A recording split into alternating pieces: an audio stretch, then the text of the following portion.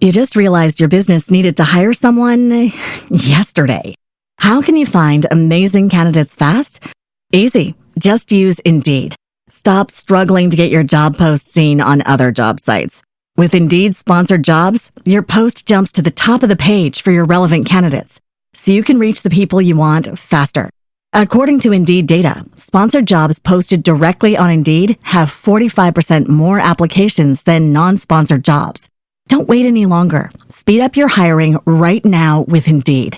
And listeners of this show will get a $75 sponsored job credit to get your jobs more visibility at Indeed.com/kidsandfamily. Just go to Indeed.com/kidsandfamily right now and support our show by saying you heard about Indeed on this podcast. Terms and conditions apply. Hiring? Indeed is all you need.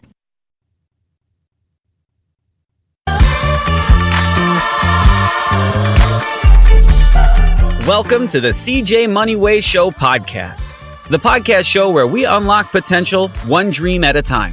Today, we have another guest whose journey is truly worth hearing. Sit back, relax, and enjoy the Moneyway experience. What's up, my good people? Welcome to the CJ Moneyway Show, in association with BleavNetwork, the podcast where success isn't just a destination, it's the journey we uncover. One story at a time. I'm your host, CJ Moneyway, and today we're diving into a tale of grit, adventure, and untamed determination. Our guest is none other than Chris Woodside, author, writer, and editor extraordinaire. She's here to share her inspired journey and give us an inside look at her latest work, Going Over the Mountain. This conversation is one that you don't want to miss, so buckle up because it's time to plant seeds of wisdom and grow something great. Christine, let's start off by tell us a little bit about yourself and your background. Well, I grew up in New Jersey. I was born in Philadelphia. My father grew up sort of poor in Trenton, New Jersey, and because he played soccer so well, he was able to go to college, and then he served in the Navy in World War II and kind of was a self-made guy. And so that was sort of the landscape of my childhood. Was my father had become a banker and he had moved his large family, me, my three older brothers, and my younger sister, to Princeton, New Jersey, which was a town he had always dreamed of living in. And so like his whole adult life, he was sort of pinching himself that he had gotten to where he wanted to be. And so my parents had a kind of healthy sense of humor about when you ran into a kind of upper class background that a lot of people in Princeton had, but then there were a lot of people just like us. And it was a really interesting childhood for me. They gave us a lot of opportunity. They let us learn how to do a lot of things. And I started running cross country in high school. I was dancing before that. I talk about that a lot in my book about my love-hate relationship with what they expected women to do and what, dancing was supposed to be.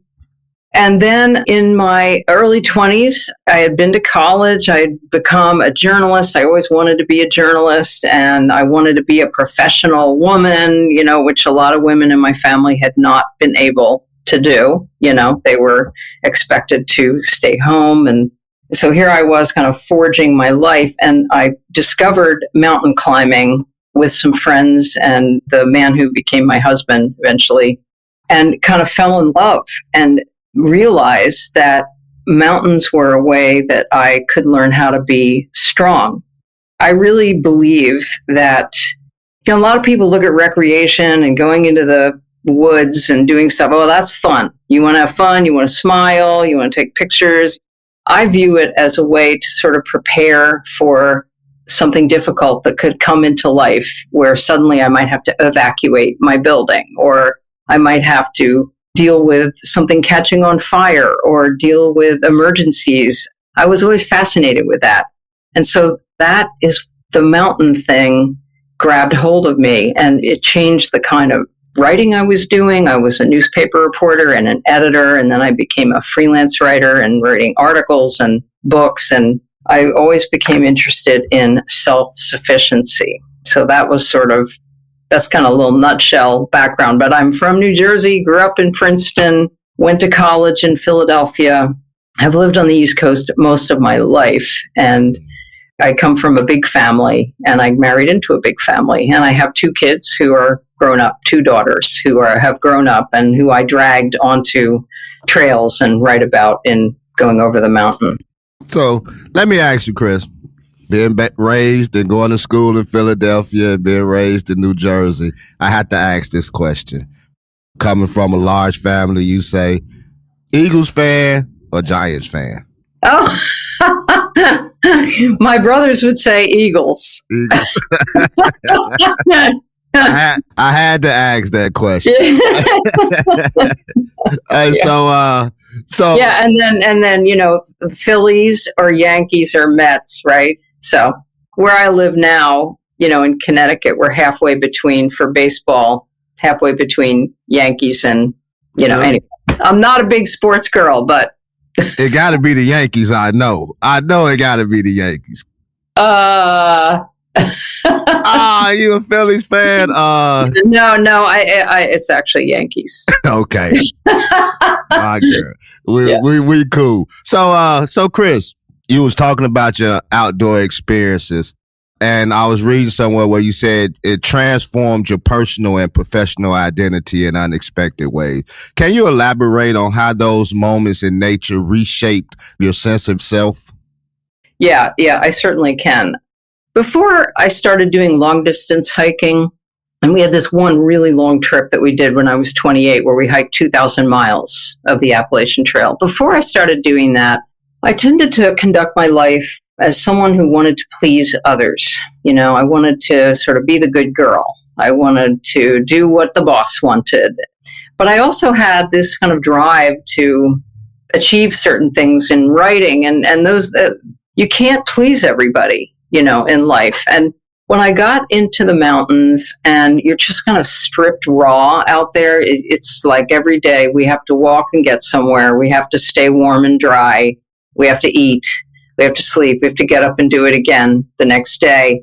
You can't just be the good girl. You just have to do what you need to do for yourself. And so the transformation was when I came back from that trip. I switched jobs. I stopped working at a place where they wanted us to work 12 hours a day, and it was never enough, and it wasn't enough money. And they would say, "You're lucky to have this job." I actually had a job like that.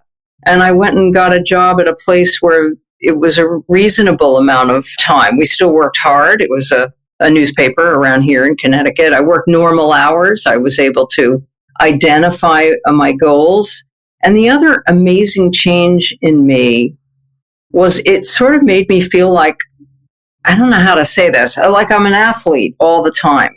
Now, I am in many ways a very ordinary woman. I'm not an extreme athlete. I didn't, go to the Olympics or anything like this. But if you've done something hard physically, like I did with that 2,000-mile trip, I carry that with me all the time. I feel like I could, at any point, be asked to trudge several miles to get somewhere, and I know how to do that. I can do that.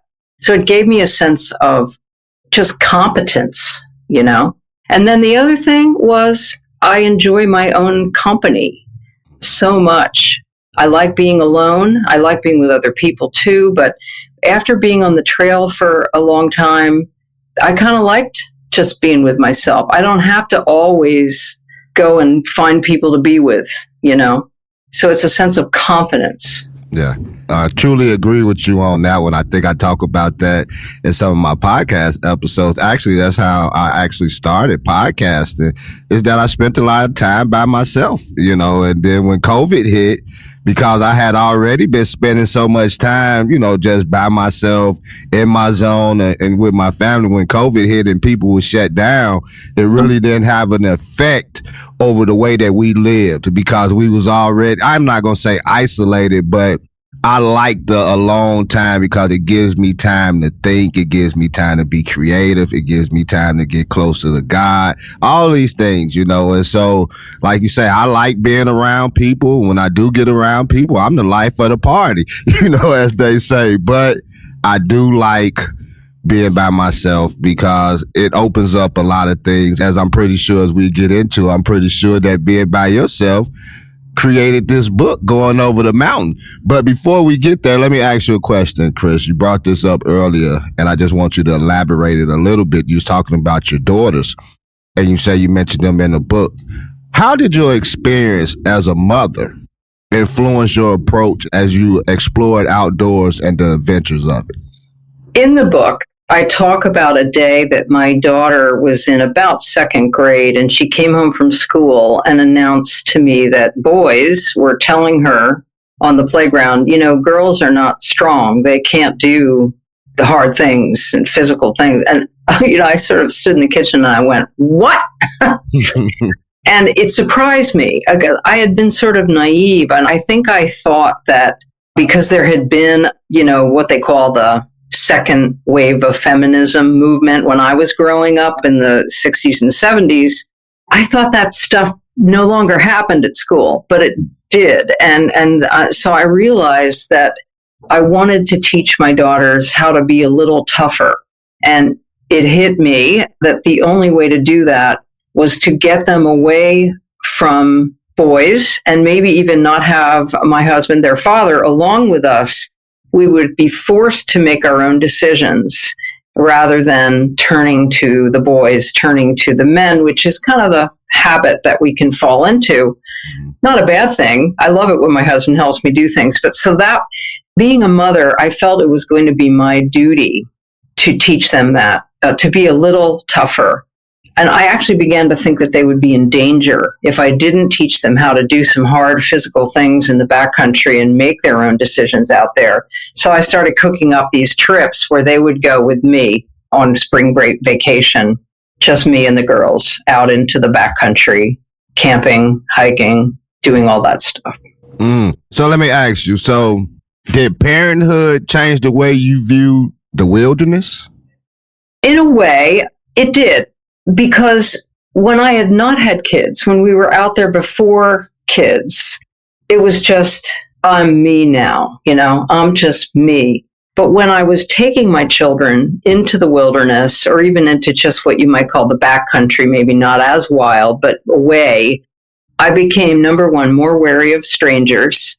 When we ran into strangers, we ran into a father and son team who were wearing camouflage. They were obviously sort of hunters normally, and they had come out on a little backpacking trip, and I didn't know what to think of them, So I became more hyper aware of safety, of things that might frighten my children, of, trying to help them understand we're going to see wild animals. You're going to hear wild animals. It's going to rain. You're going to be cold. All these things. I definitely realized I was less carefree as a parent in the wilderness. But that was what I wanted. I needed to teach them. And the only way to do it was I was going to take that on. And I came home from my first trip with the girls, and I said to my husband, wow, haven't you, saying to my husband, Nat, haven't you, when you were out with me, didn't you sort of feel responsible for me in a way? And you were kind of looking around at things. And he said, yeah, all the time. And I said, wow, I handed that to you when I was with you. And now when I was the mother with my kids, I had to take that on. So it was a growth. I grew. You just realized your business needed to hire someone yesterday. How can you find amazing candidates fast? Easy. Just use Indeed. Stop struggling to get your job post seen on other job sites. With Indeed sponsored jobs, your post jumps to the top of the page for your relevant candidates, so you can reach the people you want faster. According to Indeed data, sponsored jobs posted directly on Indeed have 45% more applications than non-sponsored jobs. Don't wait any longer. Speed up your hiring right now with Indeed. And listeners of this show will get a $75 sponsored job credit to get your jobs more visibility at Indeed.com/kidsandfamily. Just go to Indeed.com/kidsandfamily right now and support our show by saying you heard about Indeed on this podcast. Terms and conditions apply. Hiring? Indeed is all you need. I grew some through that. Okay. So, without further ado, let's dive into this book, Going Over the Mountain. So tell us, what inspired you to write this book, and what message did you want to convey through its pages? I had started to do short columns and articles and essays and things about my wilderness experiences for various places. And I am editor of a mountain journal called Appalachia Journal that's published by the Appalachian Mountain Club out of Boston. And it's this old mountaineering journal. It's the oldest one in the country. So I love it. It's wonderful. And as I started to write about my experiences over a period of years for that journal, I started to think, this stuff has really changed me. Maybe there's a book in this. But that was the germ of it. You can't just say, hey, wow, I've done cool things, I'm going to write a book. Writing a book is so much more than that. It has to grow out of one big idea. So I began to realize that I had evolved through this wilderness exploration. And I also knew that I had brought all that home with me, that occasionally you hear about people who will say, a lot of people in the outdoor space world will say, I need to get back out there to feel like myself. And for me, I always feel like being out there made me more myself. I brought that home with me. And I wanted to write about that. I wanted to write about it for everyone because I think everyone can look at life that way and say, wow, these hard things I've done have made me who I am. Why is that? Let's look at that. But I especially thought it would help other women. Over the years that I would keep going back out, I would go out by myself.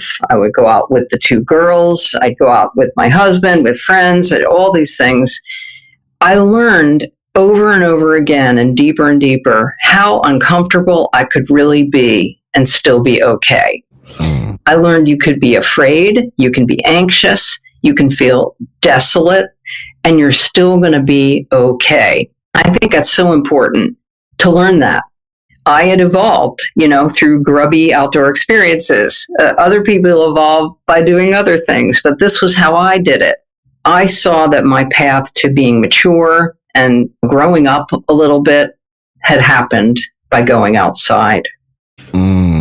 So, well, you got me on that one, Christine, because when you talk about mountains and things of that nature, your boy CJ, I'm not doing that. So yeah, I might find a little more excitement doing something else.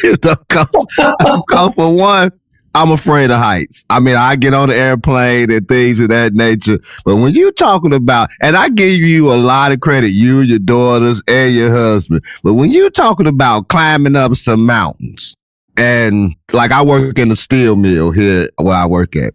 And so in certain areas, you have to put on a harness, because it's a danger to fall. So you got to put on a harness in order to be, secured until somebody come and get you down. Thank God I've never had to do that. And I don't want to work in a department doing it. But I just can't imagine being on a mountain where I've seen it on TV.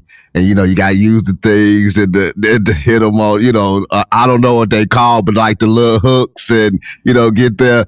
But I know it got to be a great adrenaline rush to get to the point, you started off on a journey and to get to where where you had the goal, like we made it to the top and then coming back down and then you make it home in one piece. I know that's exciting and, it's fun. But I tell you what, Christine. It's not for me. Now, maybe if I read the book, going over the mountain, maybe I might be a little inspired by it. But as of today, as we're doing this podcast, I don't think that's for me. Well, of course, there's technical climbing with ropes and carabiners and gear and harnesses, which I do not do. Okay. And then there's boots on the rock climbing, which is what I do. But a lot of my trips, we do go above tree line. You go high enough that you're above places where plants and trees can grow because it has to do with wind and wind speed and direction and temperature and stuff. And when you get up there, you're in a different world. And if a storm rolls in, you can't see where you are. And it can be very scary, but it's also thrilling. I don't know why that spoke to me, Now, you say, that's not for you. I mean, I can't throw a ball to save my life. My brothers tried to teach me. They did. They told me, Chrissy, you throw like a girl. I did understand intellectually what I was supposed to be doing with my arm to really get that thing to go, but I could never really do it. So, we have our strengths. Yeah. Yeah. I get it. And so, Christine, one theme in your book is finding a sense of self and purpose. Can you talk about your own journey towards purpose and how that has influenced your writing? Yes. So I had a pretty strongly developed sense of purpose about wanting to be a writer from age 12, believe it or not. We had this amazing traveling creative writing teacher who showed up at our local public school when I was in 7th grade. And he had lost his hand in World War II, and we were kind of fascinated with how he was dealing with that. And he just inspired me so much. So I knew I wanted to be a writer, but it wasn't enough to just know you want to do something. I needed to learn how to push through what is actually a very difficult career that I chose. With writing, about 9 out of 10 things don't work. There are rejections way more often than there are things that they want you to do. And I also had to learn that I had to develop my craft. I didn't know how to do it until I did it, right? And I had these strong fears of not being able to say what I wanted to say. So boy, all through my 20s, I was like, I'm going to be, and I was competent. I was working at newspapers mostly, and I was competent, but I hadn't figured out what I really wanted to do. So when I started long distance backpacking, especially that through hike of the Appalachian Trail, which goes from Georgia to Maine, 2,000 plus miles, I learned that if you want to take your sense of purpose and really turn it into something, you have to just do it step by step, bit by bit, day by day. You show up every day, you walk through your doubts, you trudge along, you do it. I learned how to be a better hiker that way. I learned that I was going to have bad days and still move forward. And that was the lesson that I was able to carry home with me into everything else that I do. And so when I have bad days as a writer, I can say to myself, you still wrote today, it sucked. You're going to have to redo it, but you did it. You showed up for yourself, Yeah. So that was the big thing that this outdoor exploration helped me develop a sense of purpose. So let me ask you, Chris, what do you hope your audience, our audience today, will take away from going over the mountain? And what impact do you aspire for this book to have on its readers?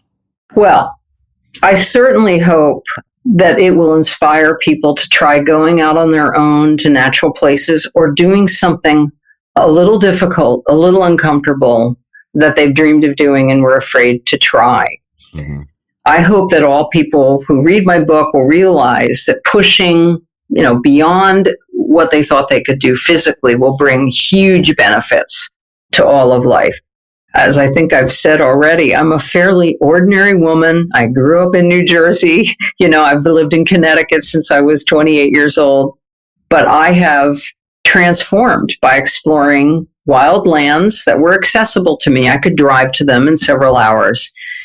And that lesson of transformation, I think, can translate to any passion or any challenge. You've got to be uncomfortable in order to grow as a human being, I believe.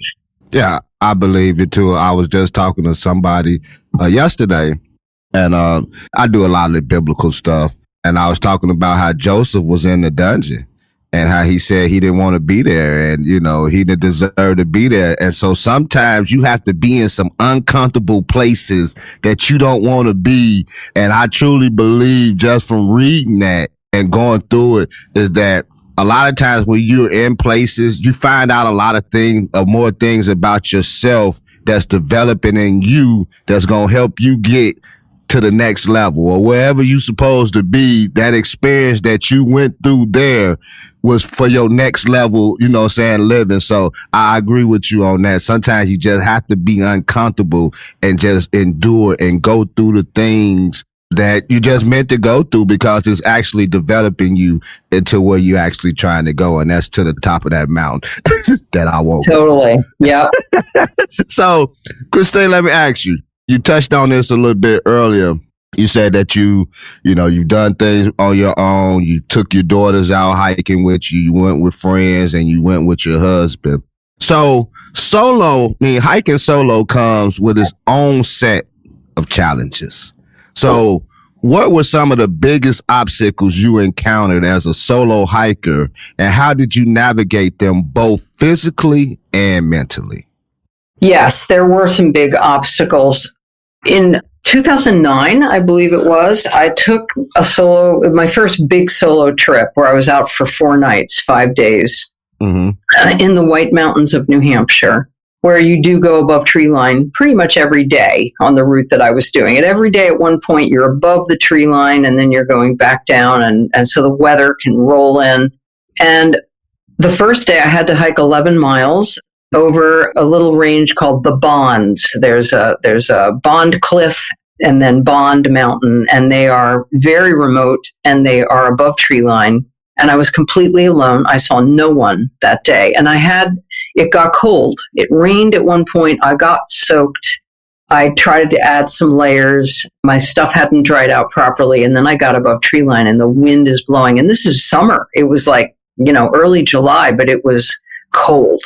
It can get in the 40s up there, even to freezing in the summer. And I had hypothermia. I didn't realize it at first. I was moving. I knew everything about how to keep moving when you're cold like that. Add those layers. At one point, my pack cover blew away. And so the challenge was dealing with hypothermia that was coming on slowly. I was getting very cold, alone. I had no one to bounce this off of. I had nobody to look at me and see how I looked. And I knew I had to get where I was going. When I got to the top of the second of the Bonds, which was Mount Bond, I'm on this open area and I'm like, okay, good. 1 more mile to my campsite. And I got turned around up there because above tree line, sometimes you do. And I started going the wrong direction down the mountain. And I didn't realize it until I ran into this weird green rock that I had seen on the way up. And I had thought, that rock is really green. That is the weirdest green rock I've ever seen. And going down, the green rock shows up and I'm like, holy crap, I've gone the wrong way. And I turned around. So that was a big challenge. The other big challenge when you hike solo is just loneliness. I've learned to like my own company, as we've talked about today, how important that is to learn. But if hours and hours and hours on my own with nobody to bounce things off of, and it's exhilarating to make my own decisions, but it's also lonely. And, it feels kind of, it's like it kind of gets here in your little chest and you just have to go, I have not gone crazy. I know I'm not crazy right now. I'm all right. And then the morning after all that, I got to the campsite. Okay, I was all right. I was very cold. It took me until halfway through the night to really warm up. I just put my tent right up. I just shoved some nuts in my mouth. And these guys camping in the shelter helped me hang my food. My hands were so cold. I was having trouble hanging my food, and they helped me. And then I just dove into my tent. In the middle of the night, I woke up and I said, I think I had hypothermia. So the next day at lunchtime, I ran into a whole bunch of people at the Galehead Hut, it's called. There's a hut that I passed through at lunchtime, and I went in there and we sat down and ate, and I talked to some people, and it made me feel kind of sane again for a while. And that was how I dealt with the loneliness. And then I'm like, bye, I'm off on my own now, again. Yeah. Boy. See, that what you just talked about, being lonely and just the anxiety, like you say, have to think of things on your own. So now it's like, I don't have nobody but my husband to bounce this off of. Do you think this may be the right direction to go in? See, you say, you came back around and you saw that green rock and that you knew that you probably was going the wrong way. That there would have been me, as we talked about earlier. I probably would have walked around that green rock over and over and over again and then start getting anxiety and I'm lost and I'm panicky and I'm cold. Oh, I don't know. I give It you can a happen. I mean, that's the thing. If you get too cold, I realized in that moment how thin that line is. Well, not really thin. What's the right word? How close you're kind of treading very close to it going badly, and trying to keep it from going badly. It's humbling. I bet it is. I bet it is. And I take your word for it, Christine. I don't want to find out myself. I take your word for it. So, Christine, I only have a couple more questions for you, and I really appreciate you coming on, giving your insights and, being transparent about your experiences about hiking and things of that nature with your family. Before I go on to the next question, where can we find your books at? I mean, I know it's on Amazon. Is it any other sites that we can go on and find your books? And what's your social media handles? Well, I have a website called chriswoodside.com, CHRISWOODSIDE.com. You can go there and learn about my background, see some of my other works that I've done, and there are links there to buy my book. Yes, you can buy my books, this book and other books I've written, anywhere books are sold, including Amazon. Going Over the Mountain is published by Appalachian Mountain Club Books, and they have their own site at outdoors.org. They have their little bookstore there. They were wonderful to work with on this book. Isn't that a fun cover? Yeah, it looked based on a picture that was actually of me. So going to my website's a great way. And I'm on Instagram at cwoodside59, where I have a little nature journal that I publish. Every day I take pictures of things I've explored. cwoodside59. Gotcha. So, Chris, when we get off the call or sometime whenever you remember, please be sure to send me your link so I can put them in the show notes so that everybody can go check out Over the Mountains, Going Over the Mountains, and get your devotional on Instagram every day. Okay. So Chris, besides Going Over the Mountain, you've written and edited numerous works, include No Limits But the Sky. Can you tell us about that book and how it fits into the larger scope of your career? Sure. No Limits But the Sky was an anthology of adventure stories from Appalachia Journal, the country's oldest mountaineering journal, which I'm the editor of. And I've been editor of that for almost 20 years now. We put that book together several years ago because we realized there were just some great stories about interesting first ascents and scary things that had happened to people and rescues. And we wanted to introduce the public to the journal with that book. And so we brought it out, No Limits But the Sky. And that book's still available, anywhere books are sold. And that's also published by Appalachian Mountain Club Books. I'm also really proud of my book called Libertarians on the Prairie. And that title is a takeoff on the book Little House on the Prairie and the Little House Books for Children, which were a series for children about the frontier in the late 1800s by Laura Ingalls Wilder. Those books were super popular for a really long time, and they gave Americans an idea of what the frontier was all about.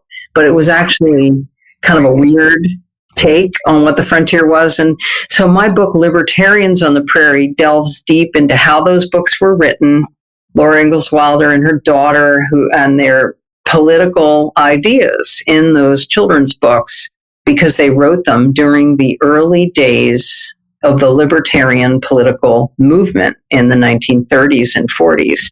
So I felt like that writing that book opened up a kind of denial the society had about what the frontier had really been like. So I'm very proud of that book, too. Yeah. Now, I'm old enough to know about the Little House on the Prairie, the TV show back in the day. Used to have to watch that with my mother. Oh, yeah. Along with the Dukes of Hazzard and Knight Rider and Charlie's Angels, all those good TV shows back in the day. Yeah. So I'm not too young where I don't know these things, but I definitely know about Little House on the Prairie because we used to have that little house that had all these acres out there and everything. So I remember that vividly now. And they were always happy, weren't they? They were just happy all the time. Oh, man.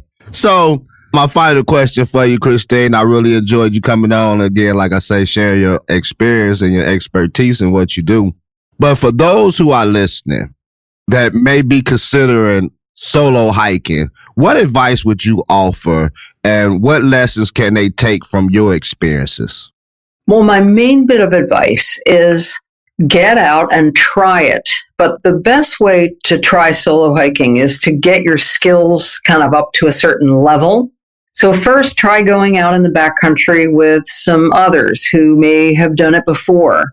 There are actually some little courses now you can take where people will teach you camping skills. Learn how to use your gear. You need, flashlights, you need tents or tarps. You need to stay warm. You need a quilt or a sleeping bag. Most people carry some kind of stove you need to learn how to use all that stuff so that you can use it even if you are in a hailstorm. It has to be instinctive. So I learn how to use your gear and then go out and try it. Try a night out. Try one night out on your own, somewhere near home where you can walk a couple miles in from the road. Try it out with other people first and then try it by yourself. And you can always bail out if it goes badly. I heard you just say something, Christine, about carrying a stove, like a little stove. So you have to carry all these things in the bag as you... You do. You have to, and you have to figure out what everything's going to weigh. So you want to be able to carry it all and still walk up the mountains. So there's a big movement now called ultralight backpacking. There's a lot of wonderful gear out there that's very lightweight. And some of the people who are super hardcore, they'll say, well, I don't even carry a stove. Some of the stoves, they don't weigh much at all. They're just these little things. And you have a little canister with some sort of fuel that'll heat up your little. But there are some people who will not even take a stove. They just carry food that they can eat cold. I'm not willing to do that. I tried that on one trip. I'm not willing. Yeah. I'm not willing to do it. But furthermore, lets me know of what we was talking about earlier. This is not for me. So, Chris, on a positive note, give us your final thoughts, something that you would like to share with the audience that you would like for us to take away from this altogether.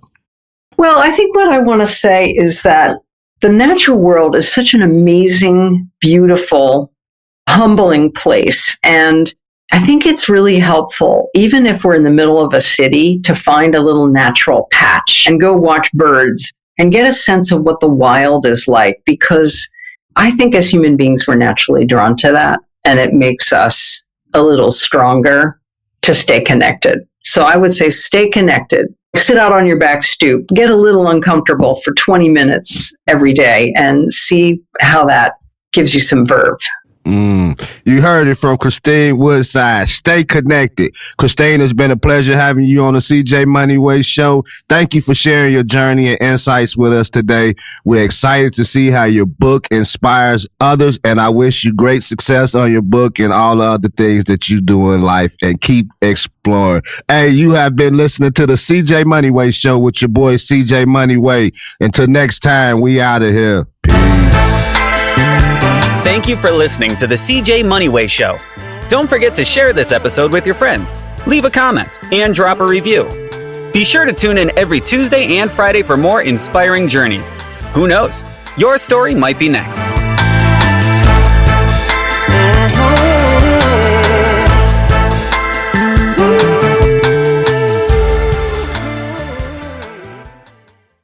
You just realized your business needed to hire someone yesterday.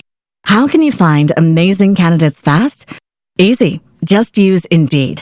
Stop struggling to get your job post seen on other job sites. With Indeed sponsored jobs, your post jumps to the top of the page for your relevant candidates, so you can reach the people you want faster. According to Indeed data, sponsored jobs posted directly on Indeed have 45% more applications than non-sponsored jobs. Don't wait any longer. Speed up your hiring right now with Indeed. And listeners of this show will get a $75 sponsored job credit to get your jobs more visibility at Indeed.com/kidsandfamily. Just go to Indeed.com/kidsandfamily right now and support our show by saying you heard about Indeed on this podcast. Terms and conditions apply. Hiring?